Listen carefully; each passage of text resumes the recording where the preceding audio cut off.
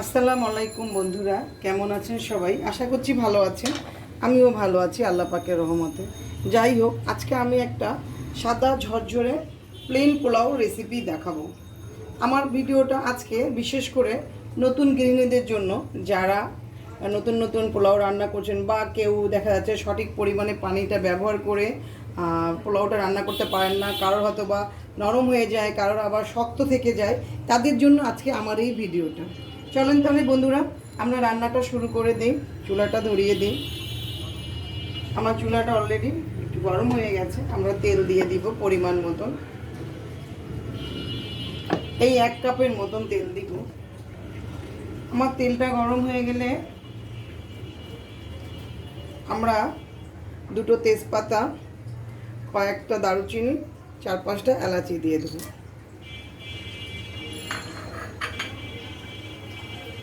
মশলা থেকে ফ্লেভার না বের হওয়া পর্যন্ত আমরা একটু ভেজে নিব।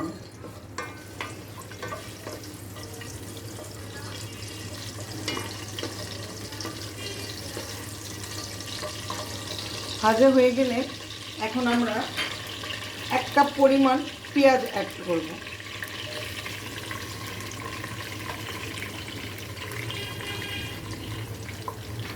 পেঁয়াজটা আমরা একটু ভালো করে ভেজে এই ব্রাউনের মতন করে নিব, হালকা করে, বেশি ভাজবো না।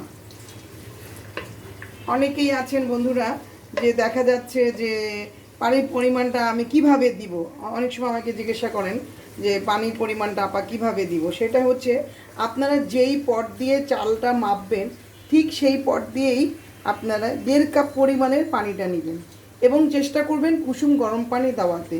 কুসুম গরম পানি দিলে কিন্তু পোলাওটা খুবই ঝরঝরা হবে এবং পানির পরিমাণ সঠিক থেকে পোলাওটা রেডি করে দিবে। আর যদি আপনারা ঠান্ডা পানি ইউজ করেন সেই ক্ষেত্রে পোলাওটা কিন্তু সঠিক হবে না, অনেক সময় নরম হয়ে যেতে পারে, আবার শক্তও থাকতে পারে। সেই জন্য আপনারা চেষ্টা করবেন সবসময় কুসুম গরম পানিটা পোলাওতে ব্যবহার করার জন্য। চলেন বন্ধুরা, আমরা পেঁয়াজটা একটু ভেজে লাল করে নিই। ভাজা হওয়া পর্যন্ত আমরা একটু ভেজে নিই। আমার পেঁয়াজটা ভাজা হয়ে গেছে। এখন আমি এর মধ্যে লবণ ইউজ করব। বন্ধুরা, আমরা আজকে কিন্তু 1 কেজি পরিমাণের চাল রান্না করব। সেই ক্ষেত্রে আমি 3 চা চামচের মতন লবণটা ইউজ করব, বা আপনারা স্বাদ মতন আপনাদের মতন আপনারা লবণটা দিয়ে নিতে পারেন। আমি 3 চা চামচ দিলাম। এখন আমি এর মধ্যে চালটা দেব। আমার চালটা যেটা আমি কিন্তু প্রথমে ধুয়ে পানি ঝরিয়ে শুকিয়ে নিয়েছি। আমি কিন্তু চিনি গুঁড়া চালটা নিয়েছি। এটা সুগন্ধি চিনি গুঁড়া চাল, এটা খেতে খুবই সুস্বাদু হয় এবং রান্না করতেও বেশি সময় লাগে না। আমি 1 কেজি পরিমাণেই চাল নিয়ে নিয়েছি। এখন আমরা দিয়ে দিব।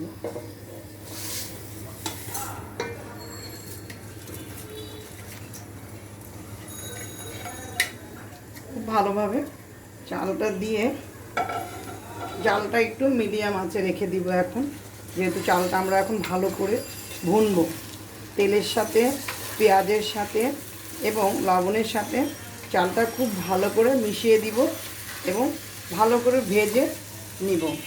ভালো করে ভাজলে কিন্তু পোলাওটা খেতেও খুব মজা হবে এবং সুস্বাদু হবে। আপনারা খুব ভালো করে একটু ভেজে নেওয়ার চেষ্টা করবেন। বন্ধুরা, আমার চালটা ভাজা হয়ে গেছে। দেখুন, আমি কিন্তু খুব ভালো করে ভেজে নিয়েছি, একটুও চালে পানি নেই। আমি তো পানিটা আগেই ঝরিয়ে নিয়েছি, তারপরেও গায়ে যে পানিটা থাকে খুব সুন্দর করে আমি ভেজে নিয়েছি, একদম ঝরঝরা করে নিয়েছি। পোলাও রান্নার মাঝে মাঝে আমি আপনাদের পোলাও যাতে ঝরঝরা হয় আরও একটা ট্রিক্স আপনাদের শিখিয়ে দিব। যাই হোক, এখন আমি এর মধ্যে পানি অ্যাড করে দিই। আমি যে পানিটা দেবো, পানিটা কিন্তু আমি 1.5 গুণ অলরেডি এর মধ্যে নিয়ে নিয়েছি। আমি কুসুম গরম পানি ইউজ করছি।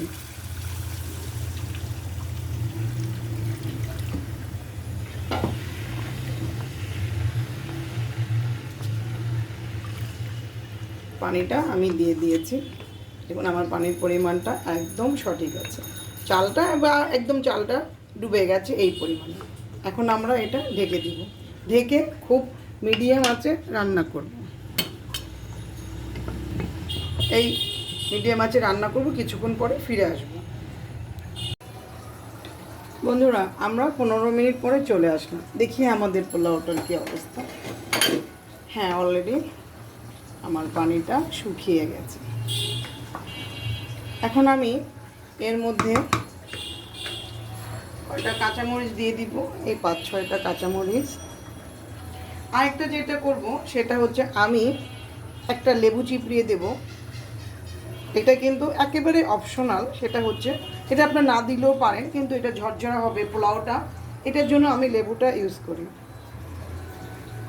ব্যাস, এবার আমি 1 টেবিল চামচ ঘি দিয়ে দিব।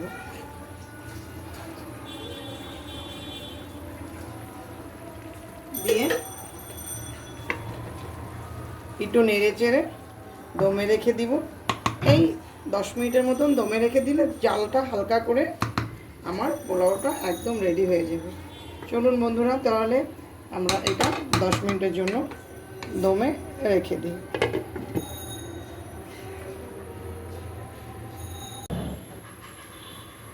দেখি আমাদের পোলাওটার কি অবস্থা।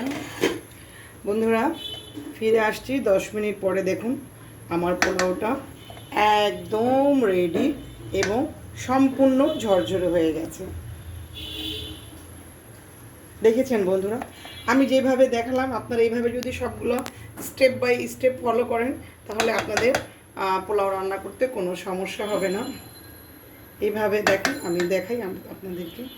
এই যে একদম ঝরঝরে হয়ে গেছে, একটু গরম। দেখেছেন বন্ধুরা, আপনারা এইভাবে রান্না করে খেয়ে দেখবেন, আমাকে জানাবেন। আজকের মতন তাহলে আমার রান্নাটা আমি এখানেই শেষ করছি। সবাই ভালো থাকবেন, সুস্থ থাকবেন, আমার জন্য দোয়া করবেন। আল্লাহ হাফেজ।